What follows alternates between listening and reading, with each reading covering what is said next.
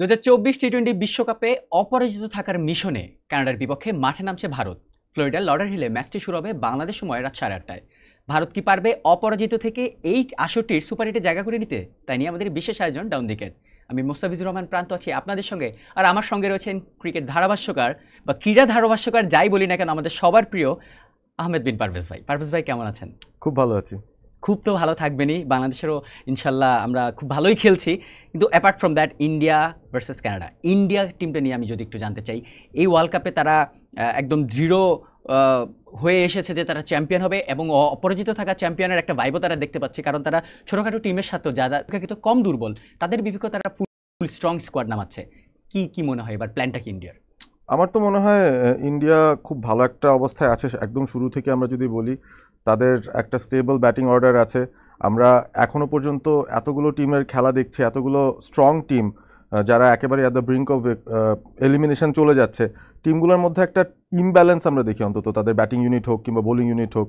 Batting ইউনিটের কথা যদি আলাদা করে বলি, অন্যান্য অনেক টিমেই আমরা দেখছি যে অনেকগুলো ওপেনারকে নিয়ে তাদেরকে দিয়ে ওপেনিং পজিশন থেকে মিডল অর্ডারটা সাজিয়ে নিয়ে তারপর কিছু হার্ড হিটার লাস্টে রাখা হচ্ছে অ্যালং উইথ বোলার্স।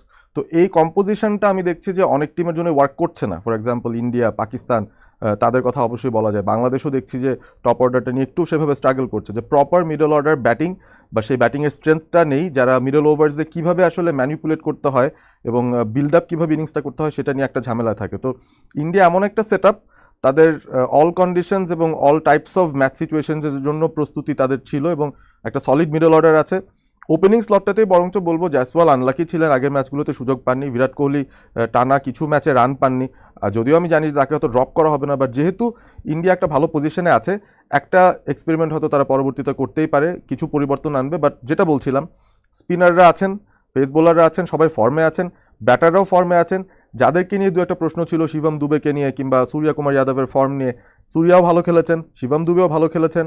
এবং আমার মনে হয় ইন্ডিয়া এই টিমটা নিয়ে ডেফিনেটলি সুপার 8 পর্ব নিয়ে তাদের কোনো চিন্তায় থাকার কথা না। এই ম্যাচটা ক্যানাডার এগেনস্টে, ইউএসের মতো করে ক্যানাডার সাথেও তাদের প্রথমবার খেলা হবে যে কোনো ধরনের ইন্টারন্যাশনাল ক্রিকেটে। তো এইটা ক্যানাডার জন্য একটা বিগ ওকেশন, বাট ইন্ডিয়ার জন্য আমি বলবো যে এক্সপেরিমেন্ট করার একটা সুযোগ, স্কোয়াডে যারা যারা আছেন তাদেরকে অন্তত বাজিয়ে দেখার একটা সুযোগ। কারণ পরবর্তীতে একটা ইম্পর্টেন্ট ফেজ যখন যাবে, স্কোয়াডের অনেককে হয়তো প্রয়োজন হতে পারে কম্বিনেশনের জন্য। রাইট, আমরা যদি একটু ইন্ডিয়ার ফর্মটা দেখে আসি, লাস্ট 3টি ম্যাচের মধ্যে তারা 3টি ম্যাচই কিন্তু জিতেছে, একটি ইউএসের সাথে, পাকিস্তানের সাথে এবং আয়ারল্যান্ডের সাথে। এই ইন্ডিয়ার ফর্ম যেটা আমরা দেখছি যে সবগুলো ম্যাচে তারা জিতে জিতে উঠে শেষ পর্যন্ত গিয়ে ফাইনাল কিংবা সেমিফাইনাল তারা হেরে যায়। এই লাকটা নিয়ে কি বলবে? এটা কি লাক নাকি এক্স্যাক্টলি তারা ওই প্রেশারটা নিতে পারে না? আমার তো মনে হয় ওই প্রেশার না নেওয়ার একটা সিচুয়েশনই আলটিমেটলি হয়ে যাচ্ছে। এবং আমরা ইন্ডিয়ার হিস্ট্রির দিকেও যদি তাকাই, ইভেন সৌরভ গাঙ্গুলির মতো ক্যাপ্টেনরাও যেহেতু চ্যাম্পিয়নশিপ জিততে পারেননি, একটা ফেজ মাঝখানে গিয়েছে যেখানে ধোনি একটা লাকি চার্মের মতো কাজ করেছেন। কিছু কিছু জায়গায় হ্যাঁ ইন্ডিয়া কিছু অ্যাডভান্টেজও পেতে পারে, বা ইন্ডিয়া ভালো ক্রিকেটটাও খেলে গেছে কনসিস্টেন্টলি গত এক ডেকেড ধরে, অন্তত যদি সেটা বলি। খুব ব্যালেন্সড একটা টিম এখন হয়ে গেছে।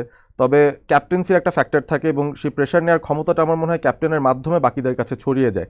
তো তিনি যদি সেই কনফিডেন্সটা ইনস্টিল করতে পারেন বা প্লেয়ারদের মাথা থেকে সেই দুশ্চিন্তাটা সরাতে পারেন যে তোমার বাসায় মানে কেউ আগুন দিয়ে পুড়িয়ে দেবে, সেই ধরনের টেনশন না করে তুমি খেলাটার দিকে ফোকাস করবে এবং খেলাটা এনজয় করো। প্রেশার সিচুয়েশনে গেলে আমার মনে হয় ইন্ডিয়ার একটুখানি ওই ক্রাউডের চাপ কি আসবে, ভালো না হলে কি হতে পারে, সেটা নিয়ে একটু ক্লাউডেড হয়ে যায় মাইন্ডসেটটা, এবং সেখান থেকে অনেক এলিট ক্রিকেটাররাও আসলে বেরিয়ে আসতে পারছেন না, এবং সে কারণেই হয়তো তাদের হাতে ট্রফিটা উঠছে না। But definitely India is very strong, এবং প্রত্যেকবারের মতো এবারও তারা আসলে শিরোপা প্রত্যাশী একটা দল, very much favourites to win it. Right, আমরা যদি একটু কানাডার ফর্মটা দেখে আসি, কানাডা হচ্ছে লাস্ট 3টি ম্যাচের মধ্যে একটি মাত্র ম্যাচ জিতেছে, পাকিস্তানের বিপক্ষে হেরেছে, আয়ারল্যান্ডের বিপক্ষে জিতেছে এবং ইউএসের বিপক্ষে হেরেছে। কানাডা টিমটা কিন্তু এই বিশ্বকাপে আয়ারল্যান্ডের মতো দলকে হারিয়েছে যারা রেগুলার টি-20 খেলে, তাদের প্লেয়ার যাদের কাউন্টিতে খেলে আসে। কানাডা নিয়ে কি বলবেন? কানাডা নিয়ে আমরা অনেক হোপফুলি হতে পারি অ্যাকচুয়ালি, কারণ এই যে টি-20 সেট আপটা তাদের আছে, অনেককেই এই দলটা সারপ্রাইজ করেছে। কারণ আমরা একেবারে শুরু থেকেই যদি যাই, অ্যারন জনসনের মতো একজন স্ট্রং হোল্ডের batter who averages nearly 50 in টি-20 আইজ, স্ট্রাইক রেট মোর দ্যান 160, একাধিক সেঞ্চুরি আছে টি-20তে। বুঝতেই পারছি অ্যাসোসিয়েট নেশনদের সঙ্গে তারা বেশি খেলেছে, তবে অ্যারন জনসন যেই ধরনের একজন ক্রিকেটার, মানে তিনি যদি ঠিকঠাক টাইমিংও না করেন তারপরেও কিন্তু বড় শটস ক্লিয়ার করার তার অ্যাবিলিটি আছে। এবং নিকোলাস কির্টন আরেকজন আছেন যার মধ্যে নিকোলাস পুরানের একটা ছায়া পাওয়া যায়। He is not the keeper of the side, but left handed batter, একটু ছোটোখাটো গড়নের, excellent timer of the ball, খুব ভালো পাওয়ার হিটিংও করতে পারেন। বেশ কিছু ট্যালেন্টেড ক্রিকেটার্স তাদের এই স্কোয়াডটাতে আছে এবং সেই লাইন আপে আছে। বোলিংয়ের দিকেও যদি তাকাই, they have left arm pacer Kaleem Sana আছেন, they have some spinners, they have Gordon, হেইলিগারের মতো বিশালদেহী পেস বোলার যারা বেশ ট্রাবল করেছেন প্রতিপক্ষকে। আমরা দেখেছি কানাডা যে কটা ম্যাচ খেলেছে উড়ে যায়নি, বেশ ভালোভাবেই তারা লড়াই টিকেছিল শেষ পর্যন্ত। সুতরাং তাদেরকে দেখেও হোপফুল হওয়ার বিষয় আছে, এবং ইউএসএ যদি এগিয়ে যেতে থাকে তাদের পার্শ্ববর্তী দেশ হিসেবে মনে হয় কানাডাতেও ওই খেলাটার একটা প্রসার হচ্ছে। মূলত এশিয়ানরা কিংবা উইন্ডিজ থেকে যারা জয়েন ইন করছেন টিমে, তাদের দ্বারা একটা ভালো টিম তারা তৈরি করছে। So they will be competitive definitely, যেহেতু ইউএসএতেই খেলা হচ্ছে, নিজেদেরকেও তারা স্বাগতিক ভাবতেই পারে, একদম পার্শ্ববর্তী দেশ। সো সেই জায়গা থেকে কানাডার উপর অনেক আশা ভরসা থাকবে, কারণ তারা কোনো ধরনের প্রেশার ছাড়াই ইন্ডিয়ার সঙ্গে খেলতে নামবে। ব্যাপারটা অনেকটা অস্ট্রেলিয়াতে খেলা হলে নিউজিল্যান্ড যেমন ফিল করে, বা নিউজিল্যান্ডে খেলা হলে অস্ট্রেলিয়া যেমন ফিল করে, তেমন ইউএসএতে হচ্ছে কানাডা এরকম ফিল করাটা অনেকটা রাইট। আমরা যদি একটু প্রবাবল একাদশটা দেখে নেই, ইন্ডিয়ার প্রবাবল একাদশে রয়েছেন রোহিত শর্মা ক্যাপ্টেন, জসবি জয়সওয়াল তাকে একটা সুযোগ দেওয়া হয়েছে এই ম্যাচে। এরপরে বিরাট কোহলি, ঋষভ পান্ট, উইকেট কিপার সূর্যকুমার যাদব, হার্দিক পান্ডিয়া, রবীন্দ্র জাদেজা, অক্ষর প্যাটেল এবং সিরাজকে বসিয়ে রাখা হয়েছে কুলদীপ যাদবকে, জসপ্রীত বুমরা এবং আর্শদীপ সিং। আমরা যদি একটু কানাডার প্রবাবল একাদশটা যদি দেখে আসি, Aaron Johnson, Navneet Dhaliwal, Pargat Singh, Dilpreet Bajwa, Nicholas Kirton, Shreyas Movva, wicket keeper Dillon Heyliger, Saad Bin Zafar captain, Kaleem Sana, Junaid Siddiqui, Jeremy Gordon. দুই টিমের মধ্যেই কিন্তু দুই টিমের বলতে পার্থক্যর ব্যবধান যোজন থাকলেও কানাডা টিমটাতে কিন্তু অনেক বাইরের অরিজিনের প্লেয়ারই বেশি আমরা দেখি। তো তাদের ওই রকম ফিজিক্যালিটি, যেমন আপনি যে একটু আগে যার কথা বলছেন নিকোলাস কির্টন, তিনিও কিন্তু ওই যে ওয়েস্ট ইন্ডিজের ওই সব সাইডের, তাদের ফিজিক্যালিটি যেমন ভালো, পাওয়ার হিটিংও তারা ভালো। এরকম পাওয়ার হিটিংয়ের অ্যাসোসিয়েট কান্ট্রিগুলোর মধ্যে অনেকগুলো পাওয়ার হিটিং ক্রিকেটার পাওয়া যায়, এটা তো ডেফিনেটলি ওই দেশের জন্যই ভালো হবে। দেশের জন্য তো ভালো হবেই, এবং এই মুহূর্তে আমরা ওয়ার্ল্ড ক্রিকেটে যেভাবে দেখছি ফ্র্যাঞ্চাইজি লেভেল ক্রিকেট ফ্লারিশ করছে, বিভিন্ন জায়গায় খুব হাই ইন্টেন্সিটির ফ্র্যাঞ্চাইজি লেভেল ক্রিকেট হয়, খুব কম্পিটিটিভ হয়।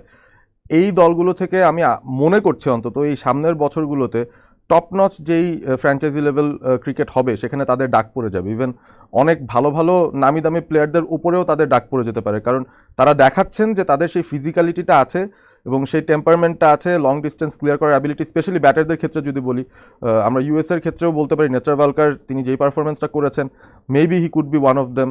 ক্যানাডার থেকে ডেফিনেটলি কীর্তন একটা অপরচুনিটি পেতে পারেন, Aaron Johnson could be another one, Kaleem Sana the left handed pace bowler, Gordon আছেন, হেইলিগার আছেন। দের আর আ ফিউ যারা অ্যাকচুয়ালি ওই ক্যালিবারের প্লেয়ার হতে পারেন যদি এনাফ এক্সপোজার পান। তো সেই বেসিকটা যখন আপনার আছে, বেসিক টেমপ্লেটটা যখন আছে, you have the power, you have the energy, ইন্টেন্সিটিটা ভালো, গতিতে বল করতে পারেন if you are a bowler. So ওই বিষয়গুলো কিন্তু একটা মিশেল হয়ে আমার কাছে মনে হয়েছে যে ক্যানাডারও বেশ কিছু প্লেয়ার আমার মনে হয় ফ্র্যাঞ্চাইজি লেভেলেও একটা বড় এক্সপোজার পেতে পারেন। Plus as a nation definitely তারাও ক্রিকেটে ভালো করতে চাইবে, তো সেই দিক থেকেও তাদের জন্য ডেফিনেটলি খুশির খবরই বলতে হবে। রাইট। ফ্লোরিডার বৃষ্টি হওয়ার সম্ভাবনা প্রচণ্ড বেশি, তো সেক্ষেত্রে ম্যাচটি যদি না হয় ইন্ডিয়া তো একটা খুবই বড় একটা সুযোগ হারাবে তাদের প্লেয়ারদের একটু যাচাই বাছাই করার জন্য স্কোয়াডের বাকি প্লেয়ারদের। সেক্ষেত্রে কীরকম এফেক্ট করতে পারে বৃষ্টিটা? ওয়েল, বৃষ্টির এফেক্ট তো খুব ভালোই হবে। শোটা শুরু হওয়ার আগেই আমরা আসলে আলোচনা করছিলাম বিষয়টা নিয়ে, এবং আমি আসলে দেখছিলাম যে ওয়েদার ফোরকাস্টটা কী বলছে। খুব একটা সুখকর খবর নয়। বৃষ্টি পুরো সপ্তাহ জুড়েই হচ্ছে এবং এই পুরো উইকেন্ড জুড়েই হচ্ছে। তো সেই সময়টায় আসলে 40-50% বৃষ্টির সম্ভাবনা, এবং এটা একটা ডে ম্যাচ, বাংলাদেশ সময় রাত 8:30, তো সেখানে একটা দিনের ম্যাচ, পুরোটা দিন একেবারে ভোর থেকে শুরু করে অন্তত 3টা-4টা পর্যন্ত বৃষ্টির একটা সম্ভাবনা মোর দেন 50%। তো এই ঘটনাটা ঘটলে আমার মনে হয় আরও একটা অ্যাবান্ডেন্ট ম্যাচ হয়ে যেতে পারে, এবং সেটা হলে ইন্ডিয়ারও ক্ষতি হবে একদিক থেকে, অবশ্যই তারা তাদের প্লেয়ারদের টেস্ট আউট করার সুযোগ পাবে না সুপার 8-এর আগে, তবে ক্ষতিটা ক্যানাডারও হবে, কারণ প্রথমবারের মতো এরকম একটা ওয়ার্ল্ড ক্লাস টিমের সঙ্গে খেলতে পারার যে সুযোগ সেটা তারা হারাচ্ছে, বড় একটা লস। এবং ক্যানাডাকে সাপোর্ট দেওয়ার জন্য তাদের যেই দর্শকরা এসছেন তাদের জন্য কিন্তু একটা লস। এই লর্ডার হিলে শ্রীলঙ্কার ম্যাচটা কিন্তু পরিত্যক্ত হয়েছিল নেপালের সাথে। আই ফেল সো ব্যাড নেপালের সমর্থকদের জন্য যে এত দলে দলে তারা এসছেন সাপোর্ট দেওয়ার জন্য, কিন্তু ম্যাচের একটা বলও মাঠে গড়ায়নি। সুতরাং হওয়ার সম্ভাবনা সেটাই আছে, এবং আসলে আইসিসির চিন্তাভাবনা করা উচিত। ফ্লোরিডাতে যেহেতু টানা বৃষ্টি হচ্ছে, যদি সবকটা ম্যাচে অ্যাবান্ডন হওয়ার সম্ভাবনা থাকে, এরকম একটা অ্যাটেম্প তাদের নেওয়া উচিত অন্য কোনো জায়গায় কোনোভাবে এই ম্যাচের পরিস্থিতিটা রিলোকেট করা। সুতরাং হাই ইন্টেন্সিটি ম্যাচ,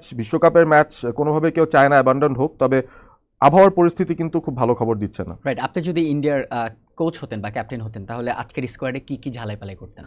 আমি প্রথমে একটা সানগ্লাস পরতাম, তারপর চিন্তিত হয়ে এভাবে দাঁড়িয়ে থাকতাম, কারণ আমি হাসি না। আমার নাম রাহুল দ্রাবিড়। হাসেন না তিনি, আমি জানি না কেন, বাট টোটকা দিবেন এটাই। আমার মনে হয় যেহেতু ক্যানাডার সাথে ম্যাচ, যদি ইনকেস খেলাটা মাঠে না গড়ে তারপরেও প্লেয়ারদের উজ্জীবিত রাখার বিষয় থাকবে, এবং সুপার 8-এ গেলে ইন্ডিয়া অলরেডি জানে তারা কোন সিডে থাকবে, কোন গ্রুপে থাকবে। তারা গ্রুপ এতে থাকছে এবং সেই গ্রুপে বাংলাদেশেরও থাকার বা অন্য অনেক দলের থাকার সম্ভাবনা আছে। অস্ট্রেলিয়া, দের আর সাম বিগ নেমস, গ্রুপের চ্যাম্পিয়ন রানার আপের হিসেব করে আসতে হবে। বাট একটা ভালো পজিশনে তারা থাকবে এই কারণে যে তারাও জানে তাদের ফিক্সচার্সগুলো কি আছে, কোন কোন মাঠে হবে। So right. আগে ভাগেই সেটা নিয়ে পরিকল্পনা হয়তো তারা শুরু করে দিতে পারে। সো এই সময়টাও তাদের নষ্ট হবে না ওই দিক থেকে। বাট ওয়াশ আউট ম্যাচ কেউই আসলে চায় না।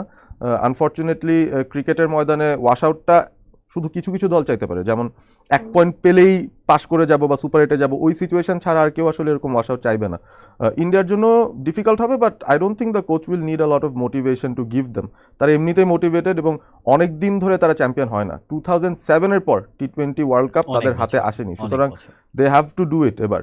রাইট। আমরা যদি একটু প্লেয়ার টু ওয়াচে কারা রয়েছেন একটু দেখে নেই। ইন্ডিয়ার প্লেয়ার টু ওয়াচে রাখা হচ্ছে জসপ্রীত বুমরাকে, নান আদার দ্যান। শেষ 3টি টি20তে তিনি 5 উইকেট নিয়েছেন। তার বোলিং এভারেজ ছিল 9.0 এবং ইকোনমি 4.1। দুর্দান্ত বোলিং করেছেন। অন্যদিকে কানাডার প্লেয়ার টু ওয়াচে রাখা হয়েছে নান আদার দ্যান অ্যারন জনসন।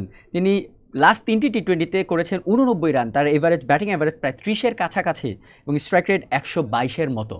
দুই টিম থেকে দুজনকে পিক করা হয়েছে, একজন বোলার একজন ব্যাটার। এছাড়া কে ট্রাম্প কার্ড হতে পারে ম্যাচের? ইন্ডিয়ার পক্ষে যদি আমি বলি, আই থিঙ্ক বিরাট কোহলিকে যদি সুযোগ দেওয়া হয়, this could be his match, যেখানে তিনি হয়তো রানে ফিরবেন। তার রানে ফেরাটা ইম্পর্টেন্ট, কারণ তাকে তো ক্যারি করে নিয়ে যাবে সুপার 8। আমার মনে হয় না বিরাট কোহলিকে ড্রপ দেবে, সুতরাং তার ফর্মে ফেরাটা ইম্পর্টেন্ট, সময় কাটানো ইম্পর্টেন্ট উইকেটে। এখনও ধাতস্থ হতে পারেননি, এই উইকেট কন্ডিশনের সঙ্গে নিজেকে মানিয়ে নিতে একটু কষ্ট হচ্ছে বোধহয়, একই প্যাটার্নে আউট হচ্ছেন। সুতরাং আমার মনে হয় if there is a player to watch, সবাই চাইছে আসলে বিরাট কোহলি ভালো পারফর্ম করুক, তার থেকে ভালো ইনিংসগুলো সামনের দিকে আসুক।